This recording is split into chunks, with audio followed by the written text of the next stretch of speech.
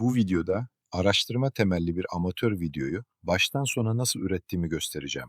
Ayrıca kullandığım araştırma yönteminin hayat ve ahiret ilişkisi gibi çok eski bir konuda bile nasıl yeni bir açıklık sağladığını göstermeye çalışacağım. Video üretimine yeni başlıyorsanız, son bir yıl içinde deneme yanılmayla öğrendiklerim işinize yarayabilir. Daha ileri seviyedeki izleyiciler içinse asıl ilgi çekici taraf muhtemelen yapay zeka destekli araştırma yöntemim olacaktır. Benim önceliğim araştırmak ve yazmak olduğu için video üretimine sınırlı zaman ayırabiliyorum. Bu yüzden metinlerimi kendi ses klonuma okutarak çalışıyorum. Uzun süredir dindarları da ateistleri de düşündürecek bir kitap üzerinde çalışıyorum. Araştırma sorum şu: İnsan bu hayatta nasıl yaşarsa ölüm sonrasında hangi sonuçlarla karşılaşır? Dinlerden manevi geleneklere, felsefeden halk inançlarına, tıbbi araştırmalardan ilgili diğer literatüre uzanan geniş bir kaynak seti oluşturdum ve büyütmeye devam ediyorum. Ekranda hızlıca akan elektronik kitaplar bu arşivin yalnızca küçük bir kısmı. İlgilenenler videoyu durdurup kaynakları inceleyebilir. Bu binlerce kitaplık geniş literatürü tek başına tarayıp verimli biçimde işlemek artık neredeyse imkansız hale geldiği için yapay zekayı sağlam bir teorik çerçeve içinde bir araştırma asistanı olarak kullanıyorum. Kanalım parasallaştırılmış değil. İleride de videolardan gelir elde etmeyi düşünmüyorum. Bu videoları paylaşmamın sebebi gerçekten ilgili bir izleyici topluluğu oluşturmak, onların geri bildirimleriyle ilerlemek ve kullandığım yöntemi mümkün olduğunca şeffaf kılmak. Şimdi bunu son videom olan Matrix ve Gnostisizm, Dünya bir Hapishane mi üzerinden somut biçimde göstereyim. Ekranda bu 9 dakikalık video için özel olarak oluşturduğum klasörden kısa bir kesit görüyorsunuz. Bu kaynakları ChatGPT içinde kurduğum ve Project Thanosis adını verdiğim proje kitaplığına yüklüyorum. Mevcut üyeliğim, her proje için aynı anda en fazla 25 kitap yüklememe izin veriyor. Daha fazla kitap taramam gerektiğinde işi bitenleri çıkarıp yerlerine yenilerini ekliyorum. Gerekirse yeni proje kitaplıkları da oluşturabiliyorum. Daha üst bir üyelikte bu sınır 40 kitaba kadar çıkıyor. Ama burada kritik bir nokta var. Yapay zekayı araştırma asistanı olarak kullanacaksanız bunu doğru yapmak zorundasınız. Yanlış kullanırsanız sizi çok kolay biçimde şarlatan durumuna düşürebilir. Doğru kullanır ve araştırma sorunuza özgün bir teorik çerçeve oluşturabilirseniz ise, tek başınıza yıllarca uğraşarak tarayamayacağınız devasa kaynak arşivlerinden ihtiyacınıza uygun şekilde damıttığı veriyi kısa sürede önünüze koyabilir. Benim bu konuda iki temel kuralım var. Birincisi, anlayıp içselleştiremediğim hiçbir bilgiyi kullanmıyorum. İkincisi, metinlerimi asla yapay zekaya yazdırmıyorum. Yapay zeka kullananlar onun üslubunu zaten hemen tanır. Kullanmayanlar da ortada bir samimiyetsizlik olduğunu hisseder. ChatGPT'yi, projemin teorik çerçevesi, belirlediğim değişkenler ve soracağım sorular hakkında ayrıntılı şekilde yönlendirdim. Dolayısıyla sistematik olarak ne yapması gerektiğini biliyor ve bir insan araştırma asistanının aylarca uğraşmasını gerektirecek işi birkaç dakika içinde tamamlayıp sonuçları istediğim biçimde verebiliyor. Ekranda Marvin Mayer'ın hazırladığı Ne Chamadi Yazıları adlı kitabın kapağını görüyorsunuz. En sağdaki sütunda ise eserin 4461 sayfa uzunluğunda olduğu görülüyor. Üstelik bu ve benzeri metinler 2000 yıl öncesinin diliyle yazılmış, yer yer vezinli bir yapıya sahip eserler.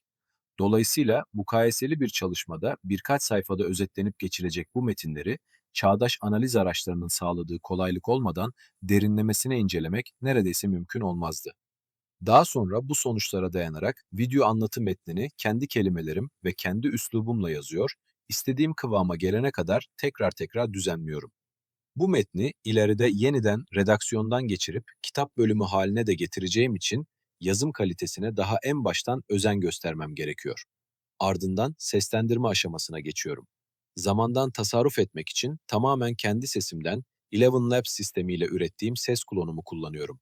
Bunun için kaliteli bir mikrofonla en az yarım saat boyunca konuşmanız ve metin okumanız gerekiyor. Birkaç dakikalık kayıttan ses klonu çıkaran sistemler de var. Ama onların kalitesi genellikle düşük oluyor.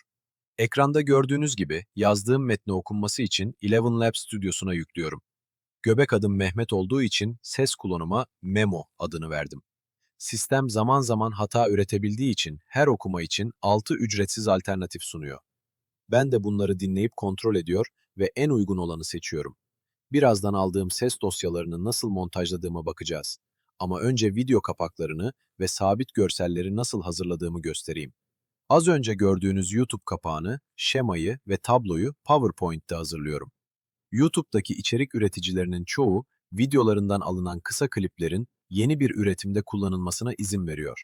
Çünkü bu, ilk üretici için de dolaylı bir tanıtım anlamına geliyor. Örneğin, Gnosticizm videosunda Matrix filminden görüntüler kullanmıştım. Bunun için internete YouTube to MP4 yazarak bulabileceğiniz ücretsiz araçlardan yararlanabilirsiniz. Ekranda videonun ileri kısmında kendimi gösterebilmek için kanalımdaki bir videoyu nasıl indirdiğimi görüyorsunuz. Eğer arka plan müziği kullanacaksanız, onu da örneğin YouTube to MP3 aramasıyla bulacağınız bedava bir araçla indirebilirsiniz. Ama görüntü ve müzik kullanırken kaynak göstermek ve telif sınırlarına dikkat etmek gerekiyor. Montajda tercihim, kullanımı oldukça kolay olan CapCut programı. En üstteki yeşil sıra video klipleri, onun altındaki mavi sıra konuşma kaydını, en alttaki sırada müzik dosyalarını gösteriyor. Örnek videoda oldukça hareketli film fragmanları kullandım. Ama konunun doğası gereği genellikle sahilde gün doğumu gibi daha sakin görselleri tercih ediyorum. Çünkü hem müzik hem de görüntü yanlış kullanıldığında dikkati kolayca dağıtabiliyor. Buraya kadar anlattıklarım haklı olarak yalnızca kitaplara dayandığım ve bu kadar derin bir konuda yüzeyde kaldığım izlenimini verebilir. Fakat benim bu alana ilgim sadece metin okumaktan ibaret değil. Manevi çalışmalar ve farklılaştırılmış bilinç halleri konusunda uzun yıllara yayılan kişisel bir birikimim de var. Yine de bu boyutu burada ayrıntılandırmak istemiyorum. Çünkü onu ciddiyetini koruyarak ayrı bir videoda ele almak daha doğru olur. Ama önce çok önemli bir noktayı netleştireyim. Ben burada herhangi bir dini veya bilimsel görüşü vaaz etmeye çalışmıyorum. Daha çok insan bilincinin ölümle birlikte tamamen sona erip ermediğini ve akıbetini farklı gelenekler ve farklı veri kümeleri üzerinden ciddiyetle inceliyorum. Bu soru yalnızca dindarları ilgilendirmiyor. Ateist bir izleyici de pekala şunu sorabilir: bilinç gerçekten bütünüyle beyin faaliyetinden mi ibaret? Ölümle birlikte bütün öznel deneyim mutlak olarak sona mı eriyor? Yoksa henüz tam kavrayamadığımız bir devam ihtimali var mı? Bu ihtimali ciddiye almak, zorunlu olarak dini bir inancı kabul etmek anlamına gelmez. Tersine, bazen dogmatik olan şey inanç değil, ihtimali araştırmadan daha baştan reddetmektir. Zaten benim bu çalışma boyunca fark ettiğim şey de şu oldu: ölüm sonrası meselesi yalnızca inananlarla inanmayanları karşı karşıya getiren bir tartışma değil. Aynı zamanda insanın ne olduğu, bilincin doğası ve yaşam boyunca içimizde neyin oluştuğu sorusudur. Bu noktada ilk tabloyu ekrana getirelim.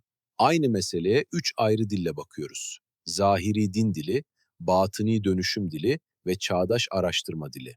Benim gördüğüm kadarıyla buradaki asıl fark şu: zahiri din dili daha çok insanın ne yaptığına bakıyor. Hangi emre uydu, hangi yasağı çiğnedi, hangi ameli işledi. Batıni dönüşüm dili ise insanın neye dönüştüğüne bakıyor. Kalbi neye bağlandı, ne kadar arındı, bilinci hangi düzeyde kaldı. Çağdaş araştırma dili de üçüncü bir soru soruyor: bilinç ölümle gerçekten sona eriyor mu, yoksa bu konuda henüz kapanmamış bir araştırma alanı var mı? Bu video serisinde şimdiye kadar daha çok İslam ve Hristiyanlığa değindim. Bu iki büyük gelenekte de insanın bu dünyadaki hayatının ölüm sonrasını etkilediği fikri son derece güçlü. İlk bakışta bu ilişki çoğunlukla günah ve sevap muhasebesi, ilahi hüküm, bağışlanma, şefaat, cennet, cehennem ve kimi Hristiyan yorumlarında arınma süreçleri üzerinden anlatılıyor. Yani zahiri din dilinde karşımıza daha çok hüküm, hesap ve karar eksenli bir tablo çıkıyor. Bu tablo ister istemez hukuki bir çerçeveyi andırıyor. Fakat mukayeseli araştırma ilerledikçe daha incelikli bir şey görünmeye başlıyor. Tasavvuf, Hristiyan mistisizmi ve Gnostisizm gibi batıni yönelimler, organize dinlerle bütünüyle çelişmekten çok, aynı meseleyi daha içsel ve daha varoluşsal bir düzlemde yeniden kuruyor. Burada belirleyici olan yalnızca ne yaptığınız değil, neye dönüştüğünüz. Yalnızca hangi kuralları ihlal ettiğiniz değil, kalbinizin neye bağlandığı. Yalnızca dışarıdan verilecek bir hüküm değil, içinizde oluşmuş yöneliş, bilinç ve karakter yapısı. Şimdi ikinci tabloyu ekrana getirelim. Buradaki temel ayrım, yalnızca Tanrı'ya inanıp inanmamak değil, insanın bedenden ibaret olup olmadığı sorusu. Mesele çoğu zaman yanlış zeminde tartışılıyor. Sanki tek soru, Tanrı var mı, yok mu imiş gibi davranılıyor. Oysa ölüm sonrası bilincin devamı tartışmasındaki daha temel soru şu: İnsan yalnızca maddi organizmadan mı ibaret? Yoksa bedensel süreçlere bağlı olsa bile onlara bütünüyle indirgenemeyen bir bilinç boyutu var mı? Materyalist ateizm, bilinci beynin ürünü olarak görür ve beyin sona erdiğinde bilincin de sona ereceğini düşünür. Dini ve manevi yaklaşımlar ise farklı biçimlerde de olsa insanın bedeni aşan bir boyutu olduğunu varsayar. Ben burada taraflardan birine slogan düzeyinde katılmaktan çok şu noktayı önemli buluyorum. Bilincin mahiyeti meselesi bugünkü bilimsel tablo içinde bile tam anlamıyla çözülmüş değil. Bu yüzden ölümle birlikte her şeyin mutlak olarak kapandığını, sanki kesin biçimde kanıtlanmış bir bilgiymiş gibi sunmak yanlıştır. Şimdi üçüncü tabloyu ekrana getirelim. Benim için asıl önemli bulgu şu: ölüm sonrası akıbet, bu hayatta oluşan iç yapıyla bağlantılı. Araştırma ilerledikçe görünür hale geliyor ki, ahiretin doğası sadece dışsal hüküm olarak değil, içsel süreklilik olarak da düşünülebilir. Tasavvufta belirleyici olan yalnızca amellerin toplamı değildir. Nefsin hangi merhalede kaldığı ve kalbin ne kadar arındığı da belirleyicidir. Hristiyan mistisizminde mesele yalnızca ödül ve ceza değildir. Tanrı'ya ne kadar açıldığınız ve ilahi huzura ne kadar dayanabilir hale geldiğinizdir. Gnostisizmde ise sorun çoğu zaman ahlaki suçtan çok yabancılaşma ve kökeni unutma olarak görülür. Bu yüzden kurtuluş da yalnızca affedilmek değil, uyanmak ve hatırlamak şeklinde anlatılır. Bütün bunlar aynı yere işaret ediyor olabilir. Ölümden sonra karşımıza çıkacak olan şey yalnızca dışarıdan verilen bir karar değil, bu dünyada adım adım ördüğümüz iç gerçekliğin açığa çıkması da olabilir. Ve şimdi son tabloyu ekrana getirelim. Belki de ölüm sonrası devam, en temelde bu dünyada oluşan karakterin ve bilinç seviyesinin sürekliliğidir. Bence burada en dikkat çekici olan şey şu: bu hayatta sıradan gördüğümüz birçok unsur, ölüm sonrası açısından çok daha derin bir anlam taşıyabilir. Alışkanlıklar, yalnızca tekrarlanan davranışlar değil, karakterin inşası da olabilir. Kalbin bağlandığı şeyler, yalnızca tercih meselesi olmayıp, yakınlık ya da uzaklık halleri doğurabilir. İçsel açıklık ya da kapalılık, hakikati tanıma ya da tanıyamama kapasitesine dönüşebilir. Bencillik ve arınma, yalnızca ahlaki etiketler değil, daralma ve genişleme biçimleri olabilir. Bilinç düzeyi de belki ölüm sonrası tecrübeyi taşıma kapasitesiyle bağlantılıdır. Benim şu ana kadar vardığım sonuç şu: hayatın ahirete etkisini anlamak için sadece kurallara, yasaklara ve vaatlere bakmak yetmez. İnsanın yönelişine, sevgisine, korkularına, alışkanlıklarına, bilincine ve karakterine de bakmak gerekir. Çünkü belki de ölüm sonrası süreklilik en temelde bu dünyada oluşmuş karakterin ve bilinç seviyesinin devamıdır. Bu yüzden organize dinlerin zahiri diliyle batini geleneklerin dönüşüm dili arasında bir çatışmadan çok bir derinlik farkı görünüyor. Zahiri dil bize çerçeveyi veriyor. Batini dil ise o çerçevenin iç mantığını açıyor. Çağdaş araştırmalar da bu büyük sorunun henüz kapanmış olmadığını hatırlatıyor. Bu video serisinin ve kitap projesinin amacı bu üç alanı karşı karşıya getirmek değil, mümkün mertebe örtüştürmek. Çünkü bu üçü birlikte okunduğunda hayat ile ahiret arasındaki ilişki çok daha derin, çok daha incelikli ve çok daha düşünmeye değer bir hale geliyor.